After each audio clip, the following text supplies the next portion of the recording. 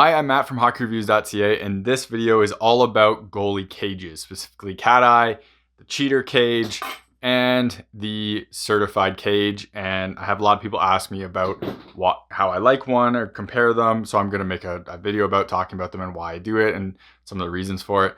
But before that, if you are making any purchases of hockey gear and you're located in the United States, please check out the link in the description to Pure Goalie and Pure Hockey. Clicking that link, making a purchase gives me a kickback, so I keep making videos and doing more reviews. Otherwise, if you want to support the channel, please check out the link in the description to Patreon or buy me a coffee. Everything that goes through there will come right back into the channel, so I keep making content. Most of the stuff I pay for, it's really expensive. In order for me to actually get on the ice and to review it long term, I have to buy it myself. So that's a lot of money, and it would help out the channel immensely. The question I get really frequently, especially when I showed off this mask and this mask, is why do I use the cheater cage, or what are my thoughts on the cheater cage compared to a cat eye? So this cat eye is actually also for this mask, so my Protechsport, but I bought that one just in case because I didn't wear a cheater at a time and I wasn't sure if I would like it or not, so I bought it. And I decided to stick with the cheater, so I've never ended up putting it on. My Hackva here originally came with this certified, but I wanted to try a cat eye cage to see what the fuss was about and to try it out. And I did, and the vision increase was noticeable enough to me that I wanted it. Once I went to Protechsport, I decided to go a little bit safer route. So obviously cages come in all different shapes and sizes, specifically for the different masks. This one is just kind of a standard straight bar certified. There is a certified cat eye cage, which is more or less like this design, but it has more bars in it, so sticks and pucks won't fit through.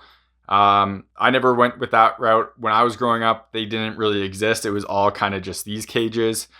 So that's kind of what I wore. Then I went away from it totally.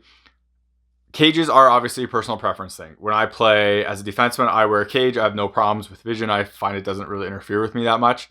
With goalie, I found certain cages do interfere, specifically this one when I was wearing the Hackva. Basically, this line would always be in the way, and I would kind of not lose pucks, but it would be like a distraction when you have to follow it through them. With what I'm wearing now, I don't have an issue like that really at all. And that's kind of one of the nice parts about a cat eye, is your eyes do basically just look right through here and give it a much more opening, so you can see a lot more of the puck without it going through the cage and kind of having to go through them. Versus this, which is a very tiny opening, obviously, and you get a lot less actual vision straight on without interference. For a comparison, obviously the cheaters, not quite as high as opening, but you still have the width.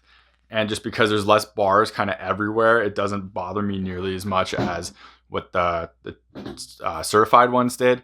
And I have no issues with this in terms of visibility. I just suck as it is, so it doesn't make a difference. For cat eye cages as well, you generally aren't looking down here. It's basically your eyes can see out of all of this and kind of look down. When I wore this helmet, because my face was a bit further back from the front of the cage, I would end up having to look down here when looking straight at my feet, and like you can't bend your head all the way because your mask and your kind of does hit your chest protector. So I ended up looking down here sometimes, or when like the puck was in the corner type thing. And I noticed that for me, looking down through this part was more obstructive than looking down through here. But with that said, because there's no bar here, it doesn't ever like cut your line of sight in half. Where this one, because that bar is there, you do have to kind of make that adjustment or get used to it. But I still find when I'm looking down here, it's easier on the cheater than it is a cat eye. But again, that piece right here kind of is the reason for that, because it is cutting your line of sight, but you get used to kind of going between it like this. And I just found a happy place with the cheater cages, and I like them more just overall. And that's also doesn't hurt when you have that more of a visibility down there. So a reason why cat eyes aren't really allowed for kids, or why they're not mandated, or safety mandate, I should say, in Canada and some other places, is because they do open up gaps specific for a few things. One, a puck isn't going to fit through any of these, but if you do look, you can kind of see on the side it coming through. But it's obviously going to come through because it's round. But there have been times in the NHL and in pro leagues recently where pucks have gone through and hit the goalie's face because it went through a bent. So as you can see, this bar is very bent, and it definitely affects how much blockage actually occurs, because that piece is so far in more. When it's up there, it obviously can't go as deep. but when it's really in there, you have a better chance of getting your face hit when that does bend like that. My thing with the cat eyes, and this is I think my second or third cat eye on this mask, so I went through a bunch of them, is because I found once they bend enough to where you want to replace them. So you can see how like bent that one piece is, and it's significant. Even the main bar is bent a bit too, but it's not as bad as when the side pieces bend, and it kind of like you really lose that protection just from the actual overall shape of it. With that said, I'm not advocating to keep wearing a bent cage. Ideally, in a perfect world, you are going to replace a cage every time it has been bent. You can see this one has a nice bend like right there. And I think this piece is also a little bit bent. So I'm not going to tell you when you should switch out your cage. Ideally, it should be every time your cage gets hit, you should switch it out, because it's going to be technically less strong for the actual cage itself. I can't afford to switch this cage out. These cages are like $100, so I can't afford to switch these every time they got bent. This one is when I got this cage, it literally took a headshot the next day and it was bent. So I was like, like that fast, eh? So you can notice it like here, you can notice it here as well, and even on like right here it's bent. But the thing I like about these cheater cages is when the bars bend, they don't open up bigger holes, or not that much bigger holes. So obviously this is going to be a little bit bigger, but it's not making a huge difference. So that's one of the reasons why I like cheaters. Obviously it's even better on the certified, because as you can see, that one's bent and everything kind of still holds up pretty well. That's one of the things why I'm why I will never go back to a cat eye, is because of just when a cage bends, it kind of, the shape of it is you're much more open to sticks or pucks and stuff like that. The other reason why I'm not too keen on a cat eye is, here's a blade, stick blade, ignore that, it's broken. Props to anyone if they can figure out what kind of stick this was. Anyways, so one of the reasons too is this. So you can see a blade can get through there. This really shouldn't have gotten through there that much, but these are bent. So that is obviously a pretty big negative, that a blade can go in there, and obviously people jam at pucks, so you never know what happens. My concern too is the piece down here. I have had a stick get caught like in one of these bars at one point, and the guy just left his stick and it was hanging. It was obviously when I was using a cat eye before. I wasn't too thrilled about that, and another one of the reasons why I left cat eye and went to the cheater cage. But as you can see, that one does stick in there, and that's would not be a good time if that got you in the face. It also kind of, depending on how you wear your mask too, with this one, my nose and my face was pretty far away from the bar. With these ones, it's much closer because it's a custom made helmet and it's kind of fits me how it should. So if this were to happen on my Protechsport, that would basically be in my eye. Whereas on this one, it might just brush my eye, or my nose would definitely get in the way, but there is a bit of a gap there between the two. And like I kind of said, you're not like, the worst you're going to get is this, which is very rare. And that's at least around the mouth, where you're doing a much better job on this than just the shape. And same with this one here. Again, when it's a point, it's going to hit something, go in, but it's not going to be as bad. Obviously this one is the perfect, like the best of the best, right? Because the cages are so tight and close together. But I have also, in my experience, seen like more sticks go through this spot on cat eyes than anything else, obviously, because that spot is kind of open. Not as much in the top, but more like in the bottom ones, which is weird, like kind of right here. Which this one doesn't really allow that much, interestingly enough, but I have seen it happen in the past. While sticks aren't perfect and they can fit in a little bit because they are pointed, let's be real, the point of the cage is to stop pucks. And the square holes definitely work better than the rounded holes on the cat eye. And we've all seen pictures of the cat eye with like pucks stuck in it and stuff like that.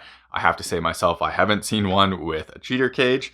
And just to give an idea, so this one isn't going to fit in, as you can see, but it does come a bit closer than what you would normally have because of that bend right there. So normally that would obviously help push it out, and it would be less of a chance of getting in there. Sorry, this is kind of hard to do with two hands.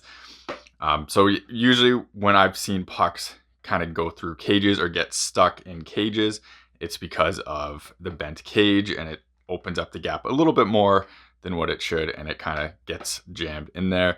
I think I've seen one under here too, but it's a different style of cage. That's obviously the main goal for me, and what you should be wearing, Kate, like these types of masks of what you're looking for. You can see the difference is pretty substantial from my eyes, of how little this will go in there, and how basically you'd really have to bend these completely out of the way. Even with my little bit bent ones, that's not going anywhere near through there. It's gonna stop because of the shape of the mask, and that is obviously my biggest concern when wearing one of these masks, because obviously you get hit in the face more with pucks than you do with anything else. But for me, I figured out my risk tolerance basically of this is the cheater cage.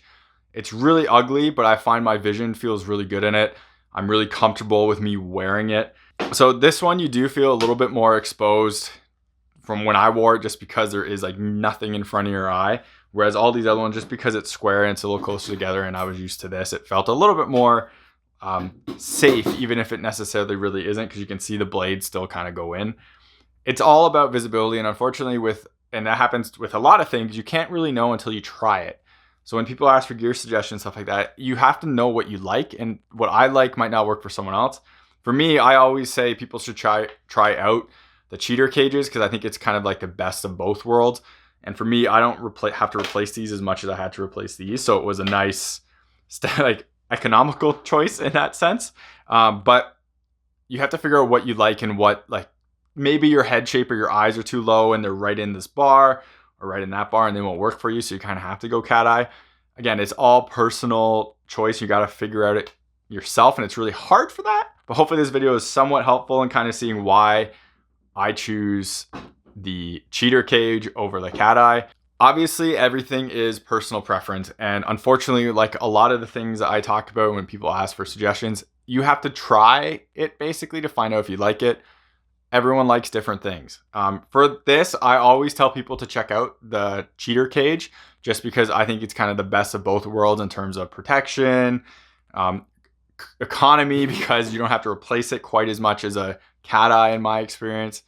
And the vision's decent enough or good enough. For me, I have no issues with it, but some people just might not work like quite right for you. Like if your eyes are a bit lower on your face, or if you have a taller forehead, your eyes might come too low and it might be an issue. And you might have to go cat eye, or you might need a different style cage altogether. Unfortunately, I can't suggest like one specific thing to people, because everyone is different in that sense. But for me, I always tell people just take a look at it. Maybe try to get over the hideousness of it, because I will agree, cat eyes look awesome. Like all the pros wearing cat eyes look amazing, and most of the pros wearing cheaters look pretty bad, and I look really bad. But I'm happy where the protection and cost and like my visibility is for the cheater, so I'm gonna stick with it and keep going with it. So hopefully this video was helpful. Thank you very much for watching. If you have any questions or comments or experiences with any of these style of cages, please let me know in the comments. I always like hearing other people's feedback of gear they use and stuff like that. And I'm not an expert on goalie masks, goalie cages, anything like that. I don't want to pretend I am. I'm only going by personal experience here. So if you want to correct me on any of the cage stuff about like durability and strength and stuff like that after getting hit, please do so in the comments. I'm really happy to learn all of that. It would be greatly appreciated. But hopefully this video gives you a bit of a kind of idea of why I wear these really hideous cages instead of the cat eye, and why I'm not going to change anytime soon. And I just don't like this anymore as a goalie. So if you are buying anything hockey related and you're in the United States, please check out the link in the description to Pure Hockey and Pure Goalie. Clicking that link, making a purchase gives me a kickback, helps support the channel so I can do videos and making more content. Or if you want to just support the channel in general, check out the link in the description to Patreon and buy me a coffee. Everything that gets sent there will go right back into the channel, so I keep making content, making more reviews, and doing long-term videos on the ice, because I have to buy that gear to do it, and that is expensive. But anyways, thank you very much for watching this video. Hopefully it was, again, helpful, and take it easy. You're watching HockeyReviews.ca.